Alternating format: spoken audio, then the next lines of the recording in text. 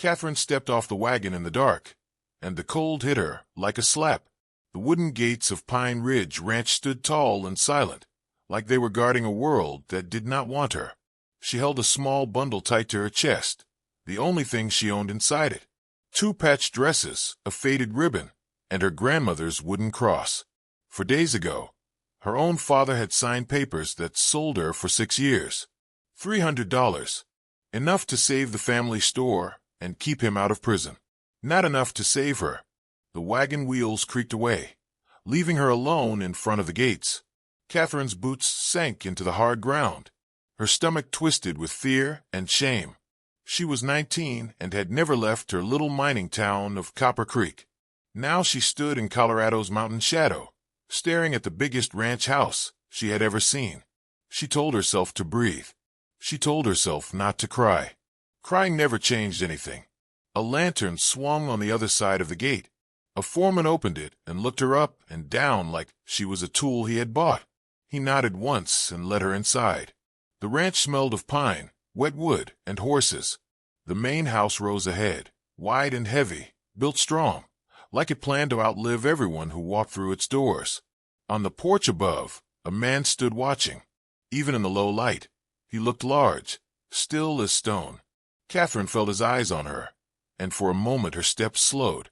She could not see his expression clearly, but she could feel the weight of it, like judgment, like pain, like something that had been buried for years and did not want to be touched again. A sturdy middle-aged woman stepped out of the doorway. Her black dress was plain and sharp, and her mouth looked like it had forgotten how to smile.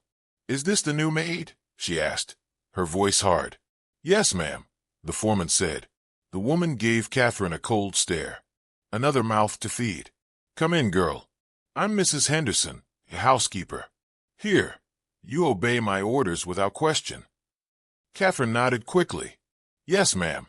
Mrs. Henderson turned and walked inside, and Catherine followed. The hallway was wide, with clean floors and tall walls. It felt like a place meant for people who had never been hungry. Mrs. Henderson spoke while she walked, like she was reading a list she had said 100 times before. "You wake at 5. Your duties include cleaning, washing linens, kitchen help, and serving meals. You move fast and you stay quiet. Don't speak to Mr. Donovan unless he speaks to you first. Don't look directly at him." Catherine's throat tightened. "Yes, ma'am." They went down a set of stairs away from the warm light. The servant quarters smelled damp. The walls were plain. The floor was dirt. Mrs. Henderson opened a door and pointed. "This is your room." It was barely a room at all. A narrow bed. A small window. Air that felt cold even without wind. Catherine set her bundle on the bed and swallowed the lump in her throat. She had slept in worse places in Copper Creek when her family's money ran thin. Still, this felt different. This was not poverty. This was being placed where she belonged, as if she had no right to hope for more. Mrs. Henderson did not wait. Kitchen. Now, the kitchen was already alive with noise and heat. 3 maids moved fast, setting out dishes, stirring pots, cutting bread. Mrs. Henderson's voice cracked like a whip over them. Catherine was pushed to the sink with a pile of pots. "Wash," Mrs. Henderson said, "and don't be slow." The water was cold, so cold it made Catherine's hands burn. She scrubbed until her fingers turned red. She kept her eyes down. She listened. That was how you survived. Listen more than you speak. A thin older maid leaned close and spoke softly. "I'm Martha," she said. "Mr. Donovan takes breakfast at 7 sharp. If the table isn't perfect, Mrs. Henderson makes us go without eating." Catherine nodded. "Thank you." Martha gave her a tired look. "Just don't draw attention. That's the best way." Catherine worked faster. She tried to be small. She tried to be invisible. But the ranch did not let her forget she was new. Every small mistake earned a sharp word. Every pause earned a glare. Mrs. Henderson watched like a hawk, waiting for a reason to prove Catherine did not belong. Catherine was so focused on the pots that she did not notice the kitchen suddenly fall quiet. Even the stove seemed to crackle softer. Martha's eyes widened. The other maids froze. A deep voice filled the doorway. "Mrs. Henderson." Catherine's spine went stiff. Mrs. Henderson straightened fast. "Yes, sir. I need you to prepare my saddlebags," the voice said. "I'm riding to Denver tomorrow." Catherine's hand stopped moving. She felt the air change, like the room had lost breath. She lifted her eyes without meaning to, and she saw him. Lemuel Donovan stood in the doorway, tall and broad, wearing a dark coat, like it was part of him. His hair was dark with gray at the temples. His beard was trimmed.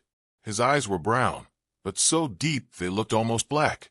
His face carried severity, but there was something else too, a tired sadness that did not match his strength. For an instant, his gaze met Catherine's. Mrs. Henderson hissed under her breath, "Lower your eyes, maid." Catherine looked down at once, her cheeks burning. Her heart hammered so loud she feared everyone could hear it. Lemuel's boots stepped into the kitchen. Catherine could see the edge of his shadow on the floor. "New girl?" he asked. Mrs. Henderson spoke quickly. "Yes, sir. Just arrived." There was a pause.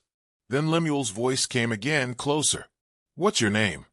The question shocked the kitchen into a deeper silence. Catherine's mouth went dry. She was not sure if she was allowed to answer.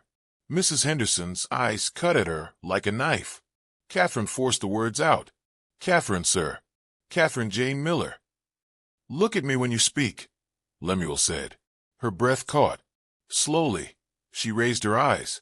His gaze was steady, not angry, curious, like he was trying to see something under the dirt and fear. "How old are you?" he asked. 19, sir." "From where?" "Copper Creek, sir. A mining town 3 days from here." Lemuel's eyes did not leave her face. "How did you end up here?" The truth sat in her chest like a stone. She could lie. She could say she wanted work. She could pretend. But something in his gaze made pretending feel useless. "My family needed money, sir," she said quietly. "I came to work to pay a debt." For a moment, Lemuel's face did not move. Then something flickered in his eyes. Too fast to name. He nodded once, slow. "I hope you work with dedication," he said. "This house has strict rules, but those who work well are treated fairly." He turned to leave. His shadow slid across the floor and disappeared. When he was gone, the kitchen exhaled all at once, like it had been holding its breath. Whispers started, quick and sharp. Martha leaned close to Catherine again, her voice low. "You were lucky," she said. "Mr. Donovan rarely speaks to maids. He never asks names." Catherine looked back at the doorway, where he had stood. Her hands were still wet, but they did not shake now from cold. They shook from something else. Because for the first time since her father signed those papers, someone had looked at her like she was a person. And Catherine did not know if that small kindness would save her in this house or destroy her. Catherine's first days at Pine Ridge Ranch felt like a long storm that never ended. She woke before sunrise, when the mountains were only dark shapes against the sky. The cold cut through her thin dress, and the work started before her body was fully awake. Buckets of water, heavy linens, floors that seemed to stretch forever, and pots that never stopped piling up. Mrs. Henderson watched her like she was waiting for Catherine to fail. If a cushion sat even a little crooked, Catherine had to redo the whole room. If a sheet had the smallest stain, dinner was taken away. If she was 1 minute late, her tiny rest time vanished. Catherine learned fast that in this house, kindness was rare and mistakes were expensive. The other maids were not the same with her. Martha sometimes whispered advice, but only when Mrs. Henderson was not near. Rebecca, younger but already worn down by years of work, treated Catherine like she was invisible. Grace, older and bitter, seemed to enjoy every hard moment Catherine faced. "You won't last," Grace said one afternoon, while Catherine struggled up the servant stairs with a bucket of hot water. "This house breaks girls like you. They run away, or they leave in shame." Catherine said nothing. Silence was safer. But inside her, something stubborn stood up straight. She had nowhere else to go. Her family had made that clear, and the contract tied her to this place for 6 long years. Lemuel left for Denver the next day, and the house felt less tense without his shadow. Yet his name still ruled everything. His breakfast hour, his study, his rules. Catherine worked harder than ever, because she feared Mrs. Henderson would use any small excuse to throw her out and call her a failure. 5 days later, horses thundered into the yard. Mrs. Henderson turned sharp and loud, ordering the house to look perfect. She pointed at Catherine with a stiff finger. "You," she said, "fetch fresh water and prepare the basin in Mr. Donovan's study." Catherine froze. The study was not a place common maids were sent, but Mrs. Henderson was busy and impatient. Catherine carried the water carefully, her heart beating fast, and stepped into the room. It was the finest room she had ever seen. Tall bookshelves from floor to ceiling, a heavy desk, dark green chairs. The air smelled like leather and old paper. But what caught her breath was the portrait above the fireplace. A beautiful woman looked down from the frame. Dark hair, calm eyes, a soft smile. She wore a blue silk dress, and the way she was painted made her feel almost alive. My wife. Catherine jumped so hard the basin nearly slipped. Lemuel stood in the doorway, quiet as a shadow. Catherine's face burned. "Forgive me, sir," she said. "I was only doing what I was told." Lemuel walked in, his eyes on the portrait. "Mary," he said softly, like the name was both comfort and pain. Then he spoke again, steady, almost too steady. "Mary Catherine Walsh died 7 years, 4 months, and 21 days ago." Catherine did not know what to say. She did not even know why he was telling her this. Lemuel's gaze stayed fixed on the portrait, but his voice carried the weight of a life that had cracked in half. "It was an afternoon like this," he said. "She was mending a shirt for the child we expected. She laughed at something I said. Then she held her belly, and her smile turned into pain. The doctor came. It did not help. The child was stillborn, and Mary was gone 4 hours later." The silence in the study felt heavy enough to crush a person. Catherine could barely breathe. She should have stepped back. She should have kept her place. But the words came from her before she could stop them. "Why are you telling me this, sir?" Lemuel's eyes finally moved to her. "Maybe because you don't look at me with pity," he said. "When you looked at me that first day, I saw someone who understands losing." Catherine's throat tightened. The truth slipped out, honest and raw. "I lost my mother when I was 13, she said. "A fever took half my town. And I lost my freedom when my father sold me to pay debts. So yes, sir, I understand loss." Something in Lemuel's face shifted. Not a smile, not softness, but a crack in the wall he kept around himself. He nodded once. "You may go, Catherine," he said, "and thank you for listening." After that day, something changed in the air between them. Catherine noticed his eyes on her more often. In hallways, across the dining room, through doorways. It was never bold, never improper, but it made her uneasy in a way she could not explain. She felt seen, and she did not know if being seen was a gift or a danger. Mrs. Henderson noticed too. One evening, she caught Catherine near the stairwell and grabbed her arm hard enough to hurt. "Don't get above yourself," she hissed. "You think being young gives you power? You are nothing. If I suspect you're trying to trap Mr. Donovan, I'll make your life here a living hell." Catherine's eyes stung. "I'm not trying anything, ma'am," she whispered. But Lemuel began to appear in small, quiet moments. One morning, he stepped into the library while Catherine dusted and placed a slim poetry book on the table. "You should read this," he said simply, then walked out. Another day, he found her in the back garden, where she had pressed a few wildflower seeds into the soil near the fence. He stood beside her, looking down at the tiny patch of earth. "My wife loved flowers," he said. "She said they were hope, something beautiful that grows even when everything around feels dead." Catherine's chest ached at his words. She wanted to speak, but fear held her quiet. Still, a strange warmth started to grow in her, the kind of warmth she had not felt since she left Copper Creek. Then came Saturday night. Catherine was washing the dinner dishes when she heard music from the main parlor. A piano, slow and sad, filled the house like a cry that could not be held back. She dried her hands and walked without thinking, her feet moving on their own. She stopped at the parlor entrance and saw Lemuel at the upright piano. His large hands moved with surprising care. His eyes were closed. Tears ran down his face, and he did not wipe them away. He looked like a man alone in a room full of ghosts. Catherine should have turned back. She knew that. But the music pulled something from her. Something older than fear. Her mouth opened, and she began to sing.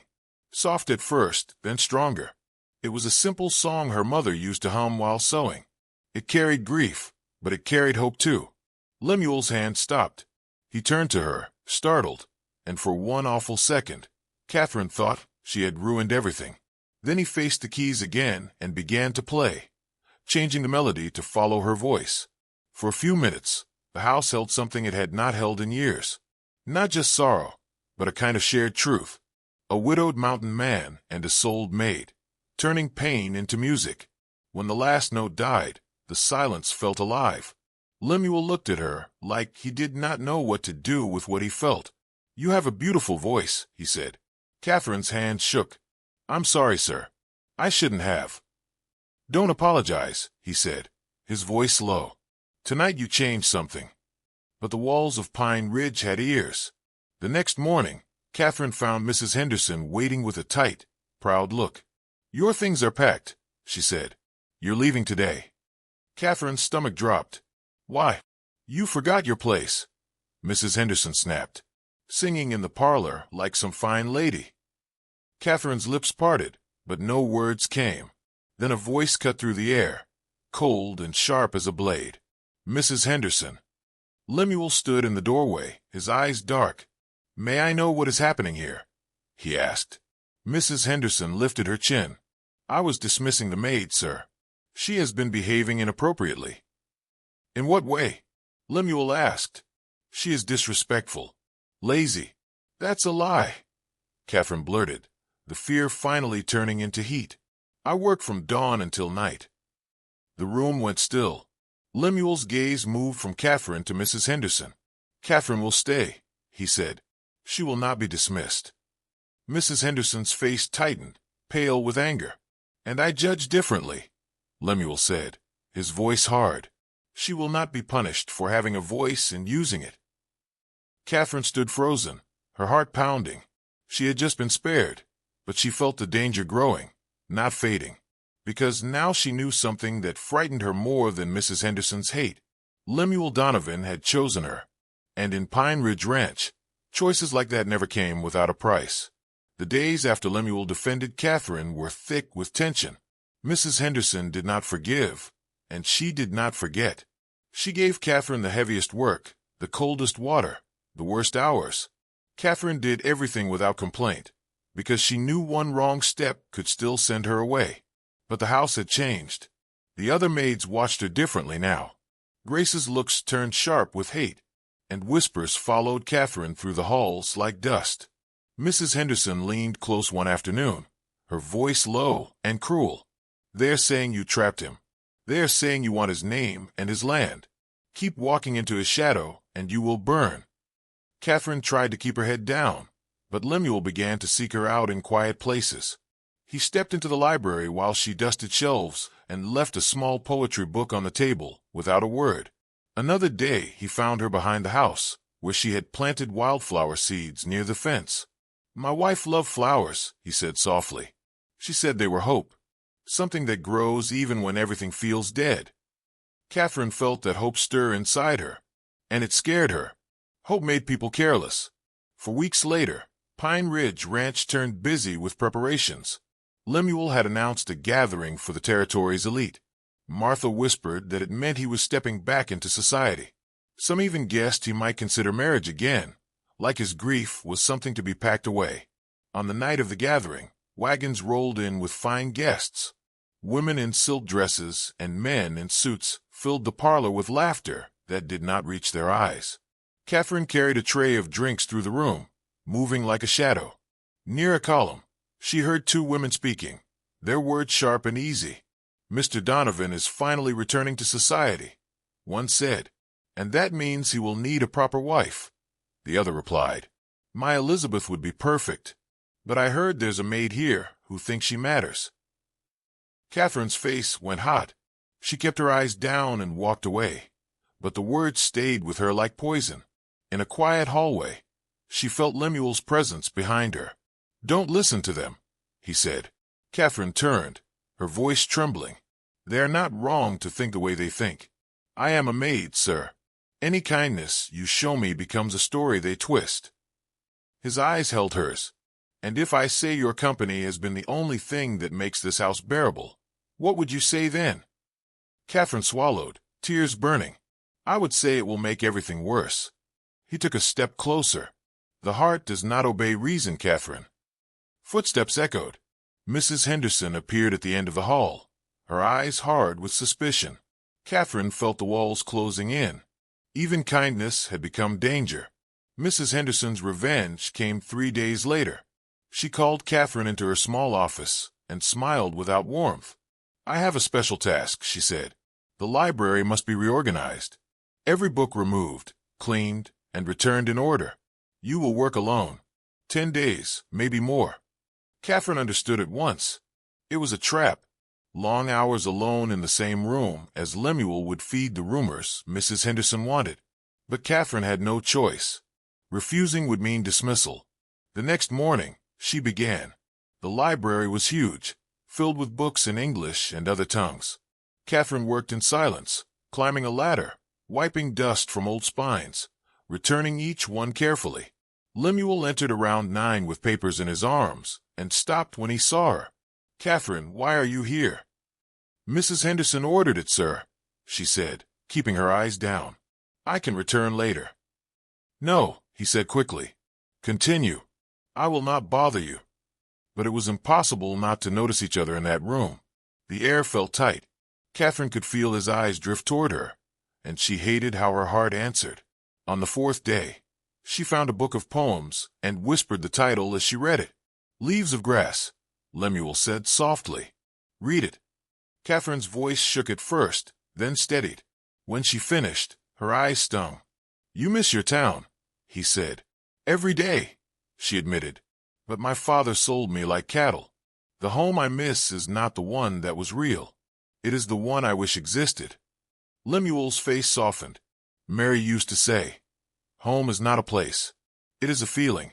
Neither of them saw Grace listening outside the door. That afternoon, Mrs. Henderson went to Reverend Thomas with a worried face and a story made of lies. She spoke of temptation and low morals, of a maid using poetry to trap a grieving man.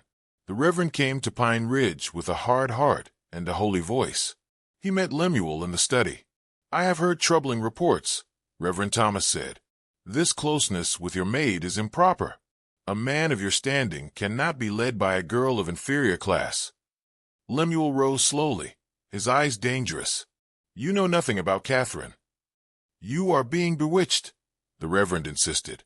People talk. Trade will suffer. Your reputation will fall. Lemuel slammed his hand on the desk. Enough. She was kind to me. She treated me like a human being, not a title.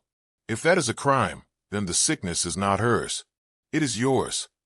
Catherine heard about the Reverend's visit from Martha, and fear settled deep in her bones. When the church joined the whispers, things did not end politely. They ended with force. That night, Catherine made a choice that broke her heart. She packed her small bundle and slipped out the back door under a sky with no moon. She walked toward the main road, alone in the cold. 2 hours passed before she heard a horse behind her. She turned, and Lemuel dismounted, his breath visible in the night. Did you think I wouldn't notice? He asked. Tears spilled down Catherine's face. I need to go. My presence is destroying you. And where will you go? He asked. Without money, without protection? I will find a way, she whispered. He took her hand, firm and warm. No, I will not let you sacrifice yourself for me. Catherine shook her head. I am nothing. You are the mountain man of this territory. You have land and power. They will ruin you. His voice lowered. Since Mary died, I lived like a ghost. You brought color back. When I hear your voice, I remember what it means to be alive. Catherine's breath broke. You can't love me. It's not allowed. By whom? He asked. By people who preach goodness and practice cruelty. He pulled her close and pressed a gentle kiss to her forehead, not her lips, like a promise more than desire. Come back, he said. Face it with me. They returned to Pine Ridge at dawn.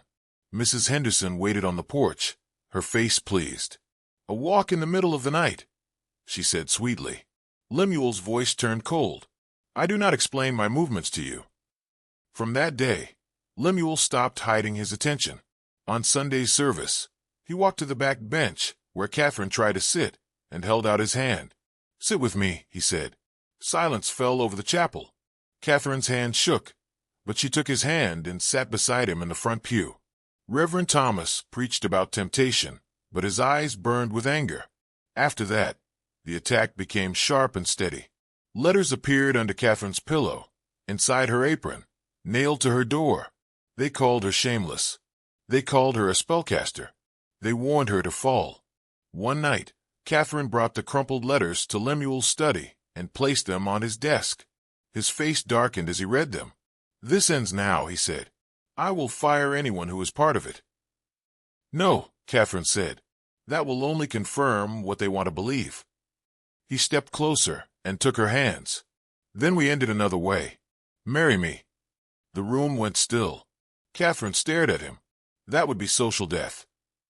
"I would rather live honestly than die slowly," he said. "I am not asking out of pity. I am asking because I see a future with you." Catherine trembled. "I need time." "I understand," he said. "But know this. I do not want to lose you." While Catherine struggled with the choice, Mrs. Henderson went farther than Catherine thought possible. She gathered the most powerful families and planted lies like seeds, saying Catherine had a history of seducing men and had trapped Lemuel in grief. 4 days later, a delegation arrived at Pine Ridge. Reverend Thomas, traders, property owners, and their wives walked into the parlor as if they owned it. Mrs. Henderson stood behind them like a proud handler.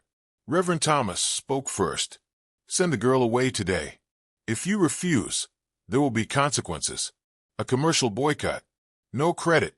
No trade." Catherine listened from the hallway, her heart pounding. She realized then that there was no quiet way out. Not anymore.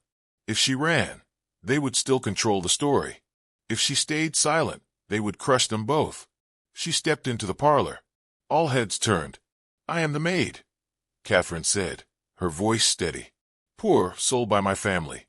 And because my presence has become a weapon, I was ready to leave." Triumph flickered on a few faces, but Catherine lifted her chin. "Before I go, you will know this," she said. "Mr. Donovan has treated me with dignity. He has never disrespected me. If you call that scandal, the problem is not him. It is you." Reverend Thomas bristled. Mrs. Victoria's mouth tightened. Catherine kept going. "You speak of order, but you use it to hide cruelty. You speak of faith, but you came here with threats. You do not want what is right. You want control." The room froze. Lemuel stepped beside her and took her hand. His voice filled the parlor like thunder. "She is right," he said, "and I am ashamed it took me so long to see it. If my business suffers because I chose truth, then let it suffer. If my friends leave because they value my title more than my soul, then they were never friends." The delegation left with cold vows. The boycott began at once. When the door closed, Catherine's strength finally shook. "You didn't need to do that," she whispered. "I was not ready to let you go," he said. Later that night, Catherine found him in his study and met his eyes without fear. "Your proposal," she said softly. "Is it still standing?" "It is," he said. Catherine took a breath that felt like stepping off a cliff. "Then my answer is yes." They married 4 weeks later in a simple courthouse ceremony. Catherine, in a plain blue dress, Martha, helped sew. Lemuel kissed her gently, like the first real breath after years underwater. When they returned, the loyal workers welcomed her with wildflowers at the gate. But the price came fast. The bank demanded payment. Contracts vanished. Lemuel told Catherine they had 4 months before the ranch could be taken. Catherine did not break. "Then we go to Denver," she said. "We find buyers who don't care about gossip." In Denver, doors shut at first. People recognized Lemuel's name and judged him. Then Catherine pushed him to try a different way. "Stop using your title," she said. "Let the product speak." It worked. A German importer tasted their sample and nodded with respect. 1 contract became 4. for became enough to pay the debts and keep Pine Ridge alive. When they returned, the air at the ranch felt lighter without Mrs. Henderson's shadow. Martha ran the house with firm kindness. Slowly, Pine Ridge not only survived, it grew stronger. Catherine became more than a maid who married up. She became a partner, a leader, a woman who changed the way people were treated on that land. 2 years later, Catherine carried a child. Lemuel's fear rose like old ghosts. But Catherine held his hands and made him look at her. "I am not your past," she told him. "This will be different." On a bright winter afternoon, their daughter was born, healthy and strong. They named her Mary Hope, to honor the woman Lemuel lost and the future they fought for. Years later, Catherine stood on the porch and watched her little girl run through the wildflowers. Lemuel came behind her and wrapped his arms around her, his chin resting on her shoulder. "What are you thinking?" he asked. Catherine leaned into him. 6 years ago, I was a terrified girl sold like cattle, and now I have a home." Lemuel held her tighter. "You built it," he said. Mary Hope ran up with a small bouquet in her hands, smiling like the sun. "Mama, Papa, look," she said. "I picked these for you." Catherine took the flowers and pulled her child close. In that moment, she finally believed the truth. Some people never stopped judging. Some doors stayed closed. But Catherine and Lemuel had learned what mattered. Not titles, not gossip, not the cruel rules of the frontier. Only dignity, only courage, and the kind of love that refused to bow.